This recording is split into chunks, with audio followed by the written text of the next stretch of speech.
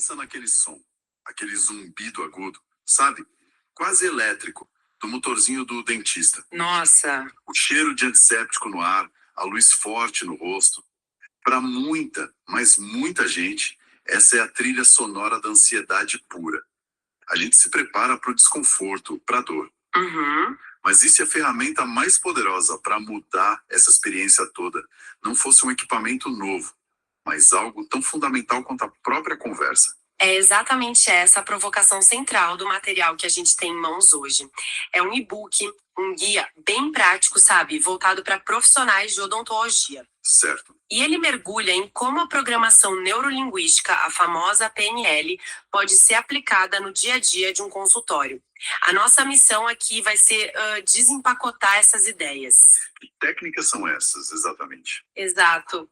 E mais importante, será que elas podem mesmo transformar a interação entre dentistas e pacientes a ponto de diminuir o medo e, de quebra, melhorar os resultados clínicos? Certo.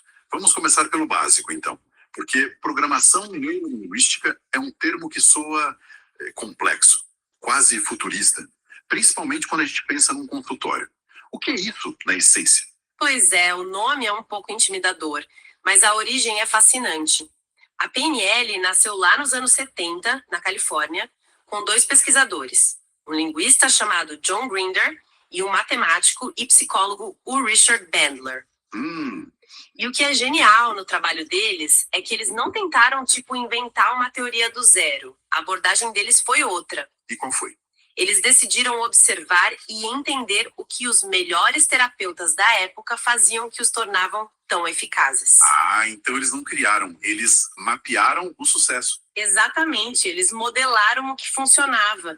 Passaram horas e horas transcrevendo, analisando sessões de gigante da terapia, tipo Virginia Satir, uma terapeuta familiar incrível, Sim. e o Milton Erickson, um hipnoterapeuta lendário que usava a linguagem de uma forma, nossa, incrivelmente sutil e poderosa.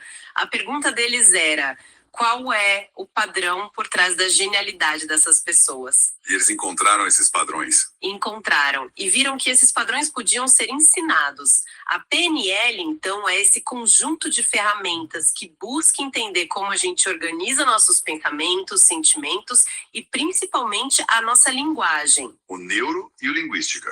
Isso, para produzir resultados, que é a nossa programação. O material que a gente está analisando foca em 3 pilares. O primeiro é a própria modelagem, que é essa ideia original de replicar a excelência. E no contexto de um consultório parece bem prático. O material até cita o exemplo de um dentista mais novo observando e adotando as estratégias de um colega mais experiente que tem uma conexão incrível com os pacientes. É aprender com quem já faz bem, né? Exato. É a forma mais antiga e eficaz de aprendizado no fim das contas. O segundo pilar é a comunicação em si, ou seja, o uso consciente da linguagem verbal e não verbal para criar estados emocionais positivos. E o terceiro é a mudança. A aplicação de técnicas para alterar padrões, tipo o medo de ir ao dentista. Perfeito. É isso. Certo. Então, quando a gente tira o jargão, estamos falando de um manual de comunicação avançada, baseado no que os melhores fazem instintivamente. Não é sobre truques, mas sobre estrutura. Exato. É sobre transformar a comunicação, que muitas vezes é vista como um dom, sabe? Em uma competência técnica, com ferramentas claras e observáveis. Ok. E é aqui que eu fico curioso. Como essas ideias que nasceram analisando terapeutas aterrissam na realidade de um consultório? Como isso funciona na prática, na hora em que o paciente senta naquela cadeira e a ansiedade começa a bater? Então, tudo, absolutamente tudo, começa com o conceito da PNL chamado rapport. É uma palavra francesa que se traduz como uma relação de harmonia, de sintonia, sabe? De confiança mútua. É a base de tudo. É a fundação. Sem rapport, nenhuma outra técnica vai funcionar, porque o paciente não vai estar receptivo. E o guia detalha algumas formas bem práticas de se construir isso. E uma delas é o espelhamento. A ideia de imitar sutilmente a postura, os gestos, até o tom de voz do paciente. Confesso que isso me soa um pouco estranho. Não corre o risco de ser percebido como algo mecânico ou até manipulação? Essa é uma pergunta excelente e toca no cerne da questão. O material deixa bem claro que a chave é a sutileza e a intenção. Certo. Não se trata de imitar a pessoa como um espelho. É sobre entrar em sintonia. Se o paciente fala baixo e devagar, o profissional não vai responder gritando e acelerado. Ele ajusta o próprio ritmo. Exato, ele ajusta. Para criar uma sensação de familiaridade, de que essa pessoa me entende. É mais sobre calibrar do que imitar. A intenção é genuinamente criar um ambiente seguro. Não forçar um sim para um tratamento, entende? Entendi. O objetivo é a conexão, não a coerção. E o espelhamento é só uma das ferramentas, certo? Com certeza. Ele vem junto com a escuta ativa, que é muito mais do que ficar quieto. É demonstrar que você está ali. Contato visual, acenar com a cabeça, fazer perguntas. É validar o que o paciente está sentindo. E imagino usar uma linguagem positiva. Sim. Em vez de dizer isso vai doer um pouco, talvez dizer você vai sentir uma pressão aqui. A escolha das palavras molda a experiência. E essa abordagem tem resultados práticos. Tem um caso fascinante no material sobre uma paciente chamada Maria, de 35 anos. Ela tinha um histórico de traumas com dentistas e uma ansiedade altíssima. E o desafio era um tratamento de canal, que já assusta muita gente, né? Pois é. E o que o dentista fez foi aplicar exatamente esse combo. Ele começou construindo o rapport, notou que a Maria estava encolhida na cadeira, falando baixo, e ele ajustou a própria postura, o tom de voz. Para não parecer ameaçador? Isso. Ele praticou a escuta ativa, deixou ela contar a história dos traumas passados sem interromper, fazendo perguntas que mostravam que ele se importava. Ele validou o medo dela, sabe? Disse, eu entendo por que você se sente assim. Nossa. Só depois de criar essa base de segurança é que ele apresentou o plano de tratamento. E o resultado foi que a Maria, pela primeira vez, sentiu que estava no controle e confiou o suficiente para seguir. Isso mostra o poder de simplesmente fazer a pessoa se sentir ouvida e segura. Uma vez que essa confiança está estabelecida, imagino que o próximo passo seja lidar com o medo em si. Exato. O rapport abre a porta. Agora você pode usar ferramentas mais diretas. E o medo é, de longe, o principal motivo para as pessoas abandonarem tratamentos. Para isso, o guia apresenta uma técnica muito interessante chamada ancoragem positiva. Essa ideia de ancoragem soa um pouco abstrata. O material mostra como isso funcionaria na vida real, no meio de um procedimento? Consegue, e de uma forma bem elegante. Ancoragem é o processo de associar um estado emocional intenso, tipo calma ou felicidade, a um estímulo, um toque, uma palavra. Um gatilho. Pediu que ela se lembrasse de um momento em que se sentiu completamente feliz e relaxada. Uma praia, um momento com a família. E quando ela estava vivenciando essa memória? Quando ela estava no auge daquela sensação boa, ele a instruiu a fazer um gesto simples e discreto. Apertar o polegar contra o dedo indicador. Eles repetiram isso algumas vezes. O cérebro dela criou uma conexão entre aquele gesto e a sensação de calma. A âncora foi criada. Durante o procedimento, sempre que ela sentia a ansiedade subir, ela podia simplesmente apertar os dedos e disparar a âncora. É dar ao paciente um controle remoto para as próprias emoções. Que incrível. É devolver o controle. Mas e quando o problema não é o medo, e sim a falta de informação? Fico pensando naquele paciente que diz, doutor, dói aqui em algum lugar, e aponta para o rosto inteiro. Como a comunicação ajuda nisso? Aí a gente entra naquilo que para mim é a transformação da PNL de uma habilidade interpessoal para uma ferramenta de diagnóstico. É uma técnica com um nome um pouco técnico, o metamodelo. Metamodelo. Mas a ideia é simples. É a arte de fazer as perguntas certas para obter informações de alta qualidade. A nossa comunicação é cheia de generalizações, dói tudo, omissões, e o metamodelo é um conjunto de perguntas para desfazer essa imprecisão. É como um trabalho de detetive linguístico. Exatamente. E o caso 4 do e-book é perfeito.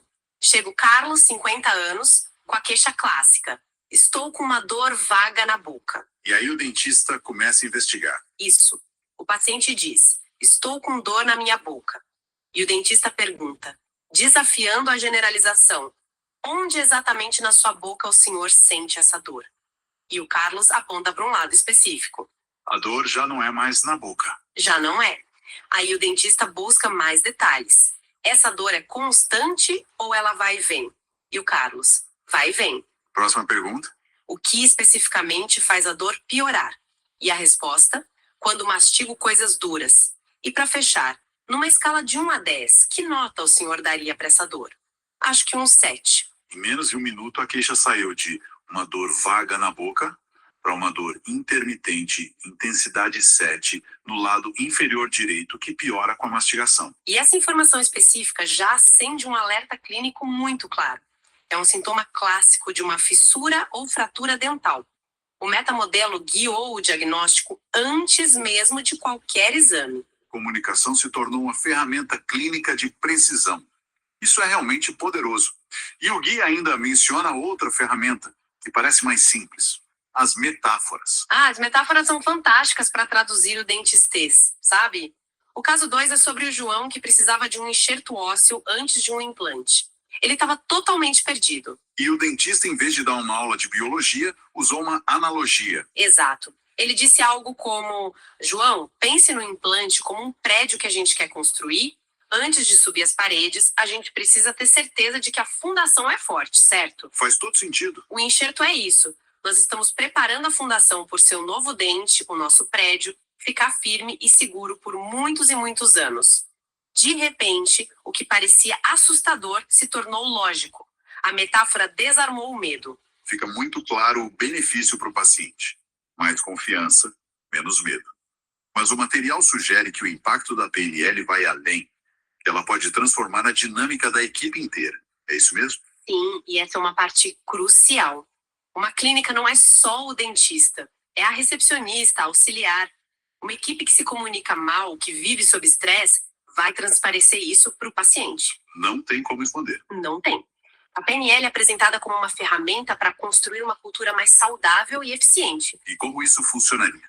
O mesmo metamodelo, por exemplo, poderia ser usado na comunicação da equipe? Perfeitamente. Imagine que um novo protocolo de esterilização é implementado. O gestor pode usar o metamodelo para garantir que todo mundo entendeu da mesma forma, sem ambiguidade. O que, especificamente, a gente faz primeiro? Faz sentido. E, para além da clareza, o Guia fala em aumentar a coesão da equipe. Sim, usando técnicas para definir metas claras. O material cita a metodologia SMART, né? Metas específicas, mensuráveis. Isso alinha todo mundo. E até a ancoragem pode ser usada coletivamente, para celebrar pequenas vitórias, associando o sucesso a sentimento positivo. E o estresse? Clínicas podem ser ambientes de alta pressão. Uma emergência chega. Como a PNL ajuda a equipe a lidar com isso? O Guia menciona o reenquadramento. O reenquadramento ou reframing é sobre mudar a moldura através da qual você vê uma situação. É uma mudança de perspectiva. Mas não se trata de positividade tóxica, sabe? De fingir que um problema não existe. Essa era a minha dúvida. Não é só dizer, que bom que temos essa emergência. É aspecto mais produtivo. Em vez da equipe entrar em pânico e pensar que desastre, o líder pode reenquadrar como: ok, equipe, este é um desafio.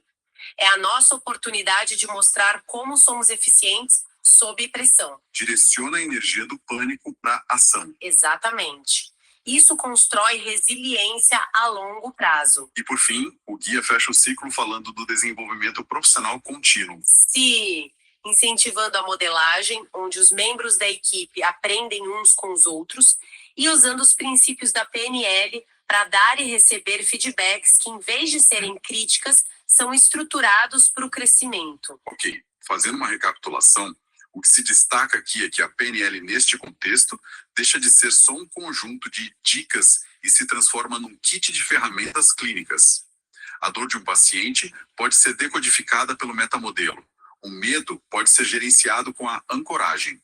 E pacientes que se sentem seguros e ouvidos aderem melhor aos tratamentos. O que, no final das contas, leva a melhores resultados de saúde e uma maior satisfação para todo mundo, né? Pacientes e a própria equipe. Exatamente. O impacto final é a profunda humanização do atendimento, que transcende o procedimento técnico e foca na experiência completa da pessoa. E isso, em escala, tem potencial para virar uma questão de saúde pública. Menos medo, mais prevenção. Menos medo, mais prevenção, mais tratamentos concluídos e, consequentemente, uma população mais saudável. É uma perspectiva muito poderosa. O material que a gente analisou foca na odontologia, uma área onde a ansiedade do paciente é notoriamente alta e os benefícios são muito claros. Mas isso nos leva a uma questão mais ampla para refletir. Se essas técnicas de comunicação consciente podem transformar uma experiência tão temida em que outras áreas da nossa vida, seja na saúde, no trabalho, ou mesmo nas nossas relações pessoais, uma comunicação mais estruturada, precisa e empática poderia gerar a transformação mais significativa.